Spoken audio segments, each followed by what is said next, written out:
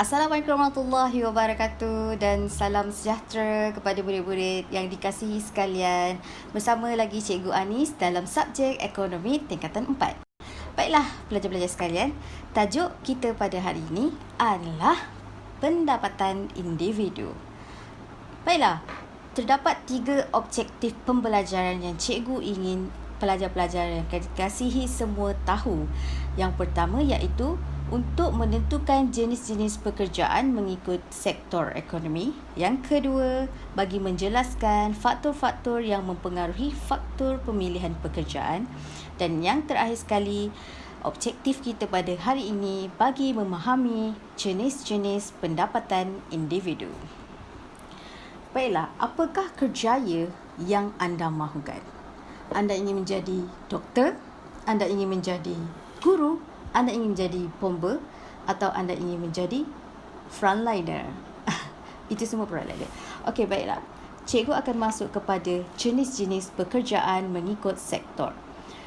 Dalam ekonomi terdapat 3 sektor pekerjaan. Yang pertama iaitu pengeluaran secara langsung daripada alam semula jadi tanpa mengubah suai bentuk barang. Ia merupakan sektor utama dalam ekonomi. Apakah aktiviti tersebut yang dilakukan oleh sektor utama? Mereka melakukan aktiviti seperti pertanian, kuari, perikanan, perlombongan dan penternakan. Apakah contoh pekerjaan di dalam sektor ekonomi yang pertama? Contohnya adalah seperti petani, nelayan dan pembalap. Sektor ekonomi yang kedua atau sekunder, ia merupakan aktiviti pemprosesan bahan mentah kepada barang separuh siap dan barang siap. Apakah aktiviti yang dilakukan oleh sektor ekonomi yang kedua? Mereka melakukan aktiviti seperti perkilangan dan pembinaan. Apakah contoh pekerjaan?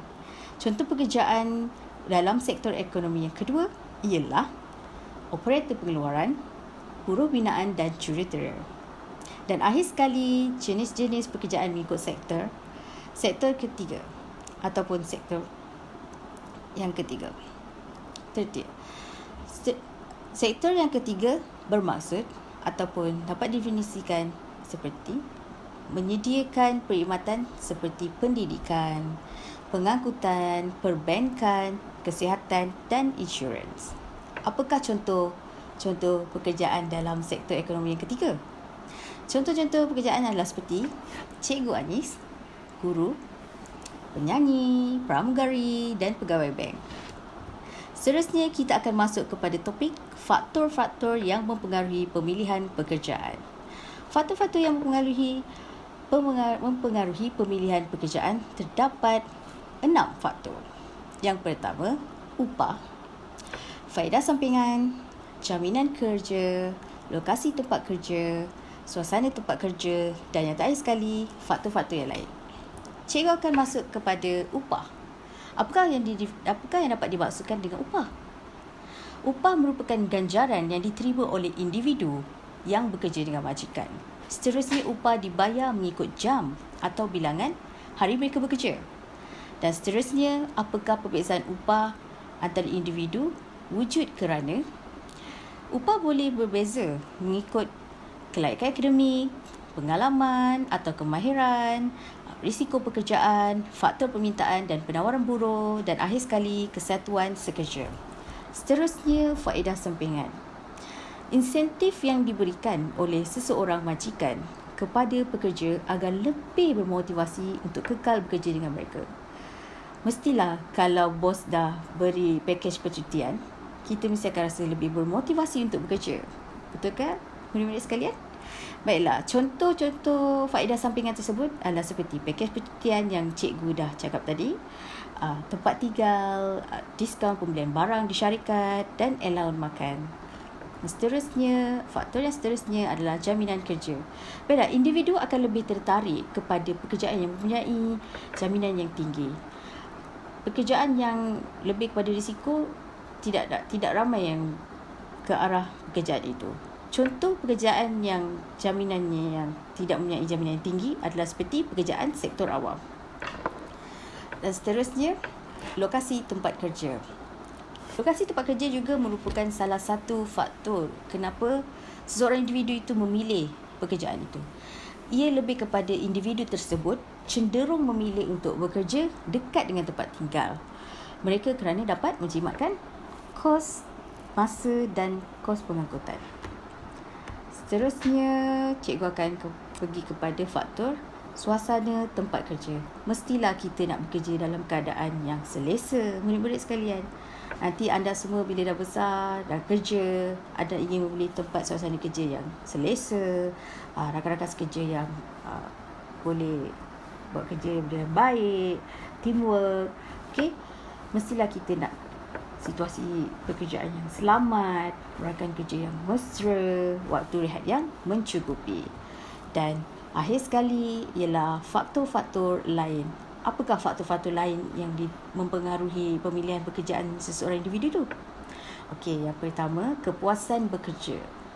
Waktu bekerja, prospek pekerjaan, saiz firma. Saiz firma tu maksudnya seperti keadaan lah, situasi bagaimana tempat kerja anda itu, sebuah syarikat, sebuah office, okay?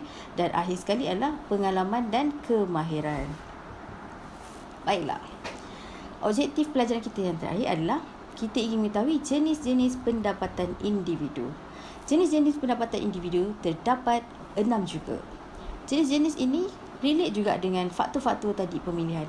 Mestilah lepas kita dah pilih pekerjaan melalui faktor-faktor tersebut, daripada faktor-faktor tersebut, okey, kita ingin tahu apa pula jenis-jenis pendapatan individu. Berbalik-balik kepada topik utama kita pada hari ini dalam subjek ekonomi pada hari ini. Yang pertama adalah upah. Yang kedua adalah sewa. Dan yang ketiga adalah faedah. Yang keempat, untung. Yang kelima, dividen. Dan yang keenam adalah bayaran pindahan. Upah seperti yang cikgu dah explain tadi, upah merupakan ganjaran kepada buruh. Okey. Dan sewa pula adalah merupakan ganjaran kepada pemilik tanah. Bila anda mempunyai tanah ataupun sesebuah aset, anda sewakan kepada orang, anda akan mendapat duit sewa. Jadi itu merupakan ganjaran kepada pemilik tanah. Dan seterusnya faedah. Faedah merupakan ganjaran kepada pemilik modal. Contoh seperti BSN ataupun faedah-faedah sampingan yang seperti cikgu dah cakap tadi lah. Okey, seterusnya adalah untung. Untung adalah ganjaran kepada usahawan. Mestinya usahawan menjual produk mereka dan apa yang mereka dapat ganjaran, mereka dapat untung. Baiklah. Seterusnya dividen. Dividen ini dibayar kepada pemegang saham syarikat. Okey, boleh kita lihat dekat berita-berita ada dividen. Okey. Seterusnya yang terakhir sekali adalah bayaran pindahan. Okey, bayaran pindahan merupakan pencen, beasiswa, pampasan kepada bangsa kebakaran atau banjir. Beasiswa biasanya beasiswa untuk menyambung pelajaran. Okey, mari kita lihat tayangan video ini bagi mengukuhkan lagi pemahaman anda tentang pendapatan individu.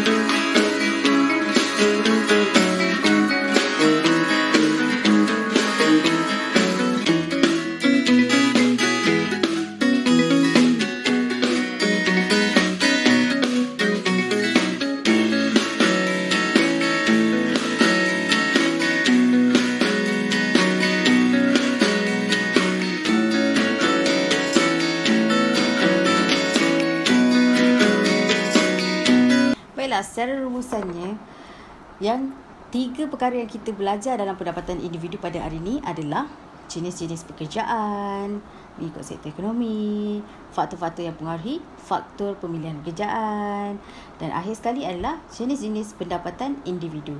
Baiklah murid-murid sekalian, sebelum kita tamat pembelajaran pada hari ini, cikgu ingin beri 3 aktiviti kepada anda. Yang pertama, apakah faktor-faktor yang mempengaruhi pemilihan pekerjaan? Yang kedua, berikan cikgu sektor ekonomi yang terdapat di Malaysia. Dan yang terakhir sekali, nyatakan jenis-jenis pendapatan individu. Akhir sekali, cikgu ingin mengucapkan terima kasih kerana meluangkan masa anda dalam pelajaran ekonomi pada hari ini. Terima kasih.